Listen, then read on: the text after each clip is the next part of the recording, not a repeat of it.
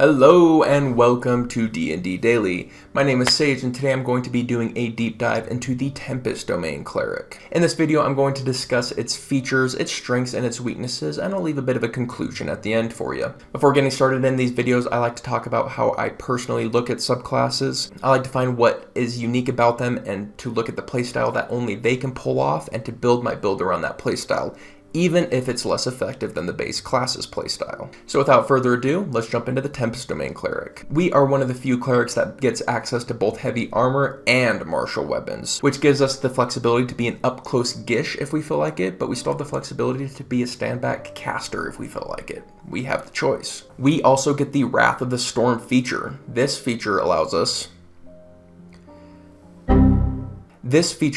to use our reaction to do some thunder or lightning damage when a creature within 5 feet of us hits us with an attack roll. Early game, this damage is quite significant, but at later levels falls off into the every bit of damage helps category. Still, it's one of the most consistent instances of lightning damage, which is something the Tempest Cleric is hungry for. For spells, we get Fog Cloud and Thunder Wave. Both are spells clerics normally do not get. I see Fog Cloud as an often underrated spell. Its area is absolutely huge and can get even huger every time we upcast it. It's a workhorse of a first level spell. Blind is a terrifying condition. It doesn't matter if you're a martial or a spellcaster, no one wants to be blind. So if your party is engaging with their front line, casting Fog Cloud on their backline really leaves them with very few good options. Their backline can move way out of position to be able to see, and then you can engage them much easier. If their front line wants to retreat, well, they're already engaged with your front line, so they're going to take a bunch of opportunity attacks, and even if they do escape unharmed, they're just running into the blind fog as well.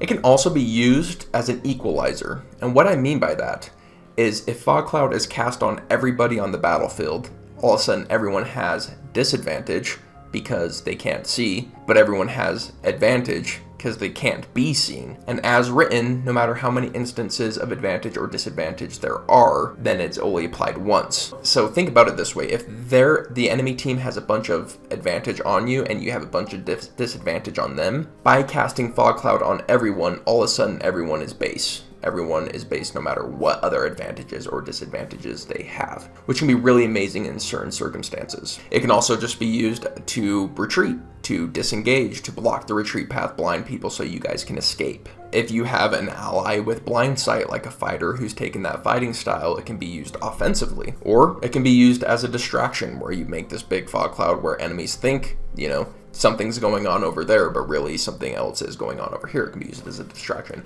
It's simply a workhorse of a first level spell, and it's insane to me that it's a first level spell. It has so many use applications for a first level spell, and upcasting it only gets bigger and can do more cool things just by nature of it having a huge area. I love this spell. I think it's completely underrated and should get way more use than it does. We also get Thunder Wave, which is going to be our first blast. For levels 1 through 3, this is going to be our primary blast, and it does combine with our Channel Divinity, which we'll get to in a moment, to do that extra bit of damage. Now, after level 3, it's going to pretty much fall off as far as damage is concerned and won't be used for pretty much the rest of the campaign.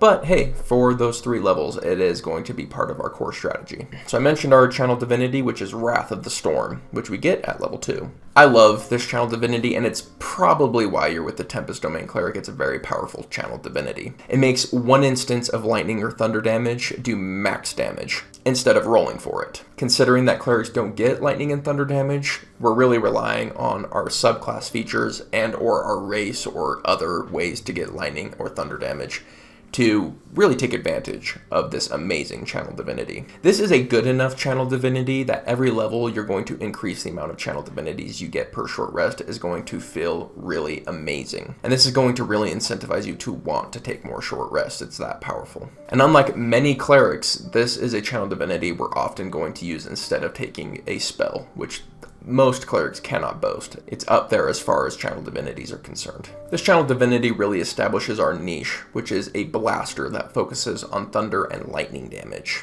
At level 3, we get Gust of Wind and Shatter. Both of these spells are spells that clerics don't normally get, so that's something that we're seeing kind of a common occurrence with Tempest Domain, is that we have a spell list that is offering more versatility than most clerics are giving us.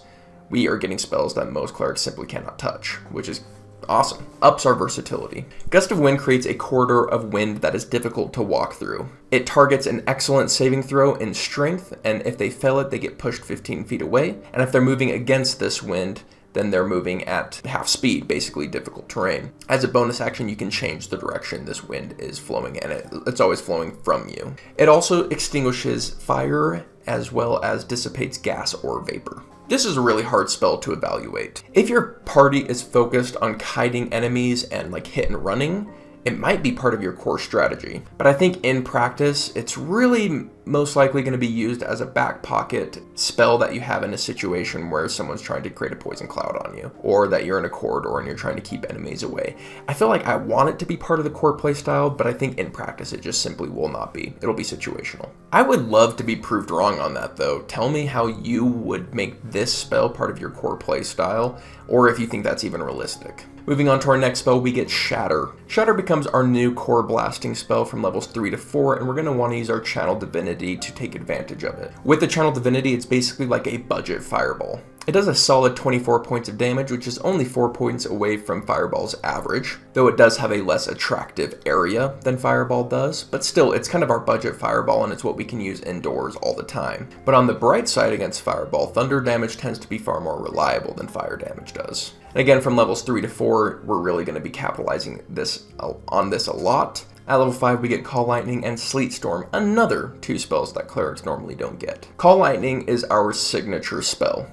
It replaces Spirit Guardians as what we want to be casting as our primary concentration. This spell gives us a niche as the sustained damage ranged cleric blaster, something unique to the Tempest Domain Cleric. Most blasters, it's like their 3rd level spell is for Fireball, and that's it. It has 1 action, it's done. For us, we're casting it every turn, so it's very sustained high damage. With Channel Divinity, this spell initially drops 30 damage, and for every time we upcast it, that increases by 10 points of damage. With a single cast, even its first cast, this out damages Fireball. And it scales better than Fireball as well, especially when we're taking our Channel Divinity into consideration. However, it will never compete with Fireball's area, which is a significantly better area. However, we get to cast it every single turn, though not with Channel Divinity. Still, this will be acting as a consistent amount of damage that is going to really be begging for upcasting. Whenever we upcast this, it's going to be significantly better. The fact that the spell is so powerful and feels so good makes it feel so much worse with its last part, which is we cannot cast this spell if we do not have 60 feet of headroom above us. Considering that we're playing a game called Dungeons and Dragons, there's going to be a ton of times when we can't cast our favorite spell, which really sucks. We can't cast it if we're indoors, we can't cast it if we're underground, we can't cast it if we're in a dungeon, we just can't cast it in a lot of situations we're going to be in, which just sucks so bad because when we can cast it, it feels really good and it feels amazing and fun. And it's pretty crazy that depending on where we're standing, we're either going to be a significantly more powerful caster or a significantly less powerful caster. Because if we can't use Call Lightning, well, at this level, we're really relying on Shatter, which again is budget Fireball. So just any caster who can cast Fireball is going to get more out of indoor combats or underground combats than we will, which just sucks. Now that being said, we are still a cleric, so in those situations, that's where Spirit Guardians really shines. When we're indoors in cramped quarters, when there isn't a high ceiling. So we can kind of change our playstyle to be that normal Gish cleric where we're just running in with our heavy armor, great concentration, presumably, and just get to absolutely chew people up with Spirit Guardians. Moving into Sleet Storm. Sleet Storm is a powerful control spell, something clerics normally do not have access to, so we love to see it here. It has a absolutely massive radius that we get to take advantage of. In this massive radius, they are blind, it is difficult terrain, and they have the potential to be knocked prone. This is absolutely an insane amount of utility. Just all of those put together is crazy. I was telling you about how good Fog Cloud is for blinding people. This also makes it difficult terrain and potentially knocks them prone. And knocking them prone in difficult terrain has synergy because now their movement is absolutely gimped in there, so they're going to probably be in it for multiple turns. And as a side note, it can also knock enemies in the air. If you knock a flying enemy prone, they fall. So you can also use it to just like drop flying enemies to the ground. Did I mention that it also makes people have to make concentration saves against your spell save DC, which is going to be way harder than the normal concentration check. So you're also fantastic breaking concentration. This spell is so good. The spell is amazing and should be cast often. At level 6, we get the Thunderous Strike feature. Every time we deal lightning damage to a large or smaller creature, we can push it up to 10 feet away from us. No save. So think about our Call Lightning Thunderbolts. Every turn we're dropping this AoE that pushes people back away from us. If we can drop it into a dense area, we're knocking all of those enemies back. If there are dangerous terrain, we can knock enemies into it. Which, is situationally useful, but will always be useful as it's like a kiting tool. It suggests that we want to hit people and run, and now they're going to have a hard time getting to us. And imagine they finally do get to us after being hit by multiple lightning bolts, and they do hit us. Now we use our reaction to do that lightning damage from our earlier feature, and it pushes them back again. So it turns us into this kiter, this hit and runner, this controller, which is something that I wouldn't expect from a heavy armor frontliner, so it kind of suggests that we're not a heavy armor frontliner, which is something I'll have to play with a little bit. The reason this feature is good is because it's consistent, it has no cost on our action economy, and it suggests we like playing keep away despite our heavy armor, which is pretty interesting, something we'll have to take a look at. Moving into level 7, we get Control Water and Ice Storm. Finally, a spell on our spell list that clerics already have, though Ice Storm is unique and clerics normally don't get it, so our list is still really non-cleric heavy, which I love. Control Water is situationally broken as hell. Flood has potential to just end a ship-to-ship combat. Critical Role, Caduceus, anyone? Whirlpool offers some absolutely insane control in the right situations, but these certain specific situations where it's very, very powerful are few and far between. It's usually going to be utility. It's going to be a fun spell to just kind of dink around with, but in uber-specific combats, it's really going to shine. I want to hear your best Control Water stories in the comments down below. Show me what you got. Ice Storm comes with a crazy 300-foot range, and because this doesn't benefit from our Channel Divinity, it really falls on the wayside as far as our blasting goes, and it is completely outshone by Sleet Storm as a control spell. So this spell's niche is either its fantastic range or the fact that it's kind of an in-between a blast and a control spell. Maybe we need both at the same time, and this might be useful in those cases. Though overall, I would say that this is a below average spell for us and is outshone by our other spells. If you disagree with me, I would love to hear why. Let me know. In the age-old discussion between Divine and Blessed Strikes, in this situation, Blessed Strikes is almost certainly better. Divine Strikes, sure, gives us thunder damage. If it was lightning damage, this would be a different discussion because we could proc our Thunderous Strike feature consistently. But because it's thunder damage, we just don't get access to that. And the fact that we're going to be standing back a lot of times, we're not always a frontliner as a Tempest Domain Cleric. There are going to be times where we're a backliner. And in those circumstances, we're going to be using cantrips. So we really want Blessed Strikes. Now that being said, if you really want to stick to your Thunder and Lightning flavor, very well. It won't ruin the character, but I will say Blessed Strikes is going to be more efficient. Our final two subclass spells are Destructive Wave and Insect Plague. Destructive Wave is another spell that is not on the Cleric spell list. Insect Plague cannot boast the same. Analyzing Destructive Wave is interesting because half of its damage is Thunder and the other half is Radiant or Necrotic. So if we take its average damage on a failed save, we're looking at 47.5 points of damage. If we upcast Call Lightning, we're looking at 50 points of damage. However, Destructive Wave hits everyone within 30 feet of us, so while its range is far worse than Call Lightning, its area is much better. If we can hit more enemies with Destructive Wave, it'll be more worth it than Call Lightning. Now you also have to take into consideration that Call Lightning is turn after turn after turn. So we just have to weigh these elements against each other. And all that said, Destructive Wave cannot be upcast. So this debate starts swaying more and more to Call Lightning the more levels we gain. Still, having a different type of blast that works whether we're above or below ground is going to be really nice, and Destructive Wave really gives us that. On top of that, Destructive Wave also hits the same people we're going to be hitting with Spiritual Guardians really hard. So Spiritual Guardians already chews through people like a monster. Add Destructive Wave and we're going to absolutely be chomping down on people. As for Insect Plague, my first thought is, what the hell is this doing on this spell list? When I think of a Tempest, bugs don't come to mind. I don't know what's going on here, but okay, designer, sure. Setting that aside, Insect Plague has a fantastic 300-foot range and a solid area to boot. It's kind of like a combination of Destructive Wave as far as its area goes, but it can be cast at an insane range. It makes its area difficult terrain, so escaping its clutches can prove difficult, but on the bad side, it targets Constitution for its save. It simply does less damage than our Call Lightning at the same level, even without spending our Channel Divinity. This puts Insect Plague in a similar spot as Destructive Wave, meaning it's usually not as good as Call Lightning, but there are specific situations where it can shine. At level 17, we get our capstone feature, Stormborn. We have a flying speed equal to our current walking speed whenever we're not underground or indoors. Concentrationless flying is always amazing, which is why it's too bad that if we're below ground or indoors, we lose it, which gives us even more of a reason as a Tempest Domain to just feel bad when we're indoors or underground, because we really shine outdoors. So like, think about it. We can have concentrationless flying outside, so we can just fly up in the air, and we can call lightning outside. So we are like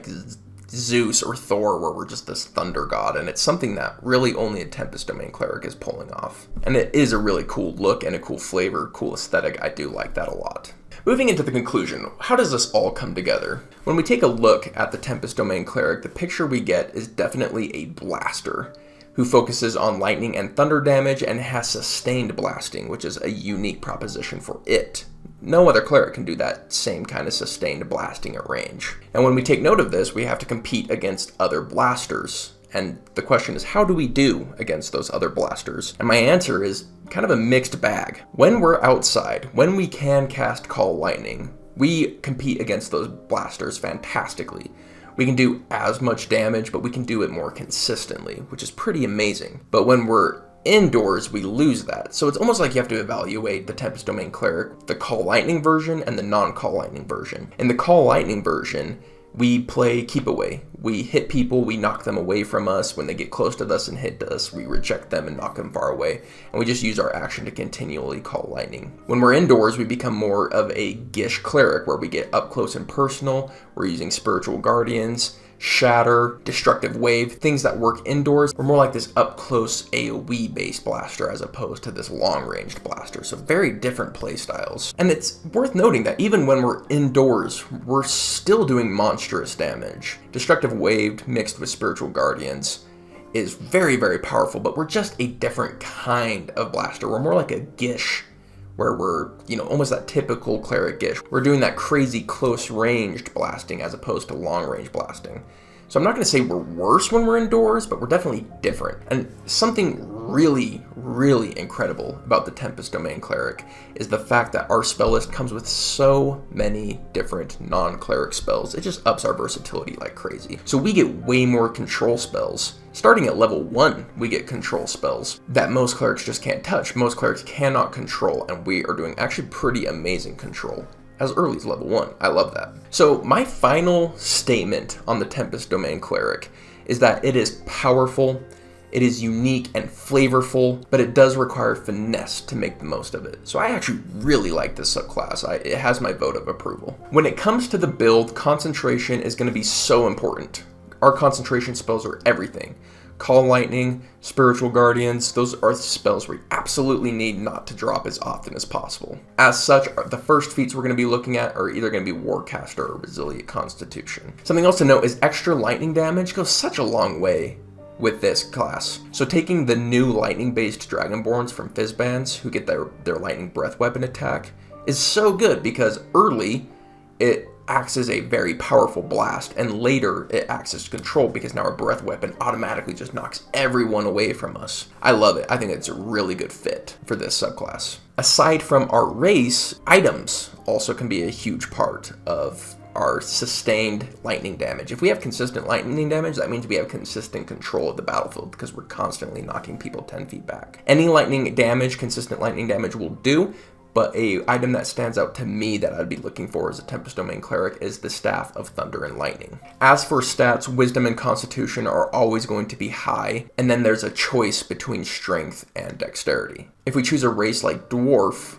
we can take heavy armor and still do a dexterity build, so we can still take advantage of that high AC, but still have dexterity for better saving throws, sneak, initiative, all those good things. Or we can focus on strength and kind of be more of that typical heavy armor melee attacker. Now, something to take note of is we may have proficiency in martial weapons, but our true damage is coming from our spells. So I'm almost always going to take a shield and a one-handed weapon as opposed to trying to be like this two-handed fighter. Even though I think it's awesome, I just have to admit that the shield is probably going to be more effective at the end of the day. For a detailed build of the Tempest Domain Cleric, check out our flavor build Stormfang. In that video, we do a deep dive into the build as well as give some flavor to inspire you to make your own Tempest Domain Cleric. This has been my deep dive into the Tempest Domain Cleric. I hope you enjoyed it, and I would love to hear your guys' Tempest Domain Cleric ideas and other ways you build it and things I missed. Just blow me away with your comments.